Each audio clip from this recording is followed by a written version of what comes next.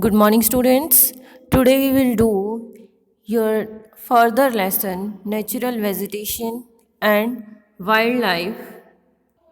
We have already done about natural vegetation, distinguish between flora and fauna, and types of vegetation. Today we will do condition of wildlife in India. See, in India, India have 13% of world's total stock of fauna. में जितने भी world में animals हैं उनका 13% क्या है, फोना कहाँ पर पाया जाता है, इंडिया में पाया जाता है. तो इंडिया में बहुत ज़्यादा एनिमल्स पाए जाते हैं.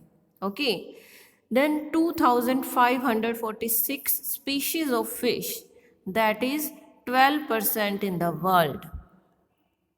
कि वर्ल्ड की 12% जो स्पीशीज़ हैं फ़िश की वो कहाँ पाई जाती है, इंडिया में पाई जाती है. तो इंडिया में फ़िशेज़ भी बहुत अकाउंट में पाए जाते हैं, है ना. Then between 5% to 8% world amphibians, reptiles and mammals.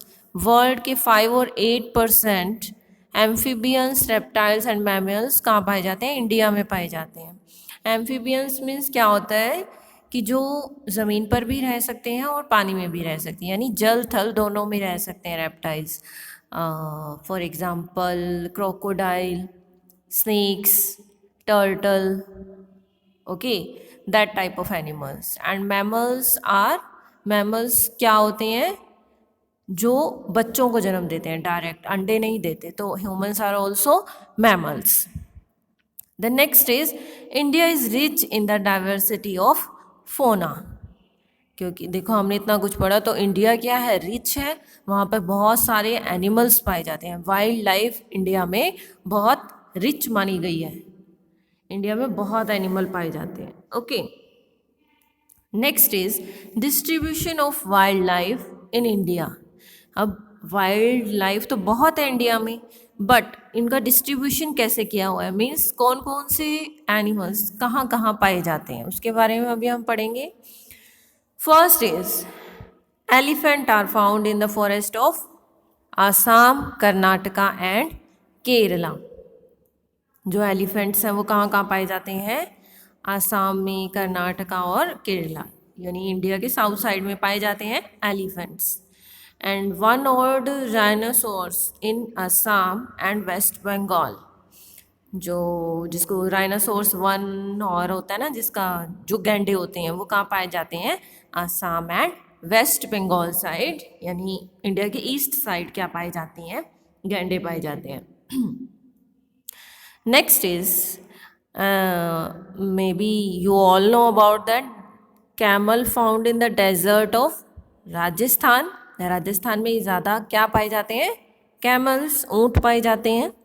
And next is India is only country in the world that has both tiger and lion. Means इकलौती इंडिया ऐसी कंट्री है पूरे वर्ल्ड में जहाँ पर लॉयन और टाइगर दोनों ही पाए जाते हैं. अदरवाइज किसी कंट्री में ओनली टाइगर पाए जाते हैं, किसी कंट्री में ओनली लॉयंस पाए जाते हैं. Okay, so India is only the country in the world that both tiger and lion found here.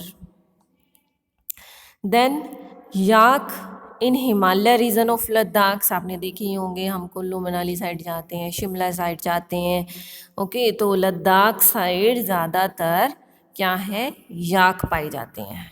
Okay, so next is why do we need to conserve our environment. हमें हमारे environment को conserve करने की ज़रूरत ही क्या है, क्या ज़रूरत है.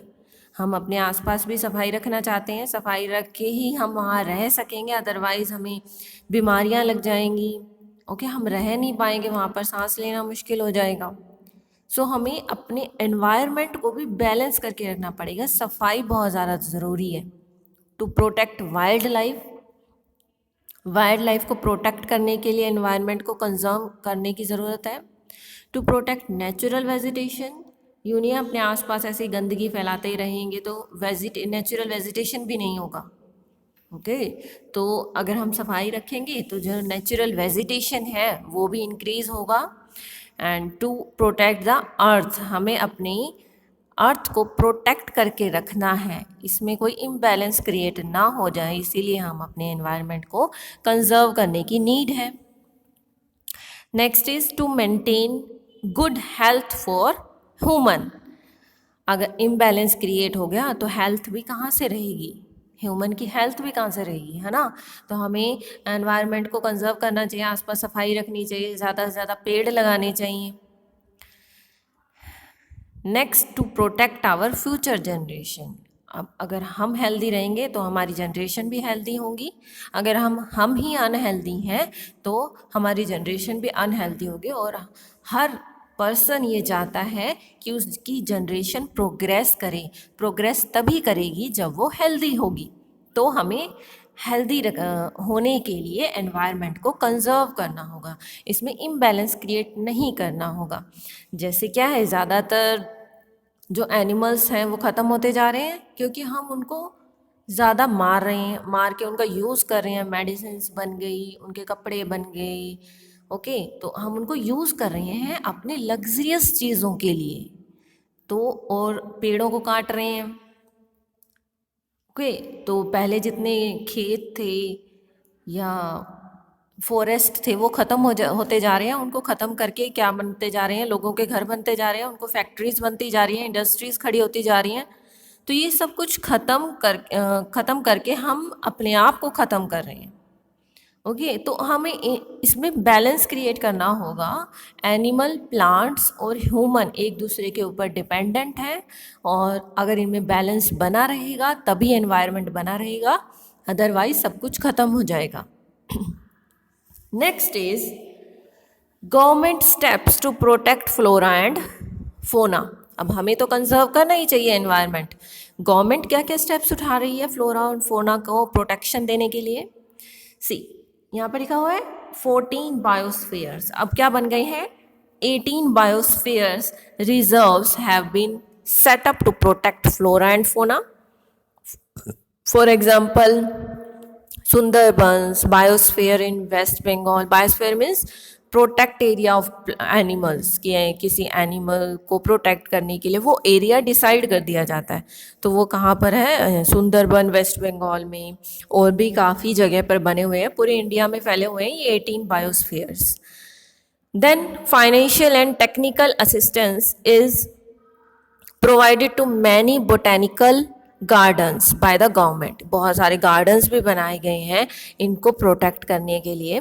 And important eco development project tiger project rhino introduce, okay. तो टाइगर को प्रोटेक्ट करने के लिए अदर अलग से प्रोजेक्ट बनाए जाते हैं, एंड रीनो को प्रोटेक्ट करने के लिए अदर प्रोजेक्ट बनाए जाते हैं, ओके।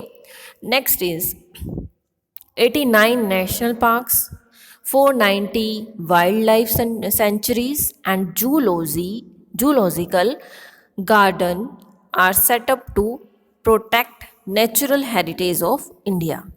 जितनी भी जो centuries, wild life sanctuaries, zoological, देखो अगर हम फॉरेस्ट को प्रोटेक्ट कर रही हैं तो ऑटोमेटिकली एनिमल्स को भी प्रोटेक्ट कर रहे हैं। जितने ज़्यादा फॉरेस्ट होंगे उसमें एनिमल्स भी उतने ही रहेंगे, तो एनिमल्स को फ्रीली अपने वे से जीने का मेथड मिल जाता है।